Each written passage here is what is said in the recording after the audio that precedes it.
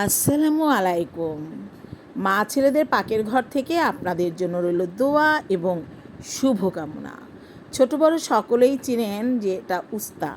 এই সবজিটির নাম উস্তা, করলারই ছোট জাত, তবে করলার চেয়েও টেস্টি এটা ভেজে নিলে। তবে আজকে আমি এই উস্তা একটু জুসি করে রান্না করব আলু এবং চিংড়ি মাছ দিয়ে।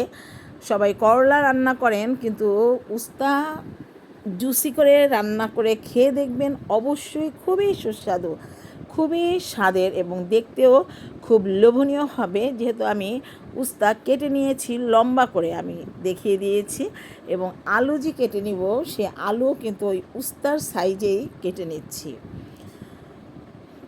আমার আলু কাটা হয়ে গিয়েছে। এখন আমি 10 থেকে 15 মিনিট লবণ দিয়ে একটু মেখে রেখে দিব।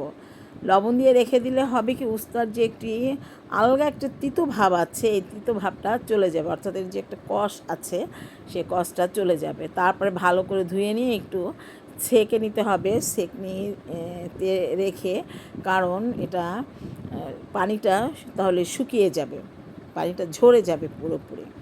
ভালো করে ধুয়ে নিচ্ছি। এবারে আমি পেঁয়াজ একটু হালকা ব্রাউন করে ভেজে নিয়ে তার মধ্যে বাটা পেঁয়াজ এবং সামান্য একটু বাটা রসুন দিয়ে দিব, এবং যখন পেঁয়াজ রসুনের কাঁচা গন্ধ ছেড়ে যাবে তখন একটু জিরা বাটা দিব, কাঁচা জিরা বাটা দিয়ে দিব, অথবা আপনারা যে জিরার গুঁড়ো পাওয়া যায় তাই একটু গুলিয়ে দিয়ে দিতে পারেন।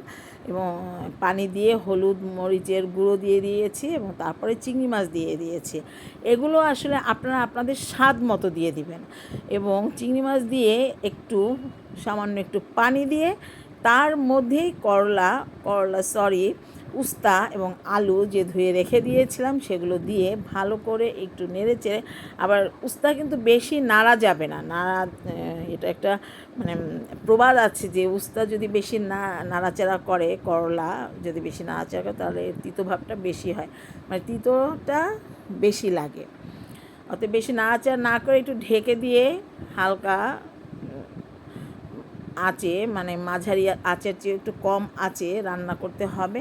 দেখুন যে আমার আলু সিদ্ধ হয়ে গিয়েছে, অতএব এখন আমি আর ঢেকে দিয়ে রান্না করব না। রান্না করতে করতেই আমার চুলোর উপরে এটা একটু কিছুক্ষণ পর পর একটু নেড়ে দিতে হবে, যেন মশলা পুড়ে না যায়, কারণ একটু জুসি ভাবটা থাকে। এই যে দেখুন মাখো মাখো মশলা, এই মশলা দিয়েই কিন্তু আপনি পুরো প্লেট ভাত খেয়ে ফেলতে পারবেন।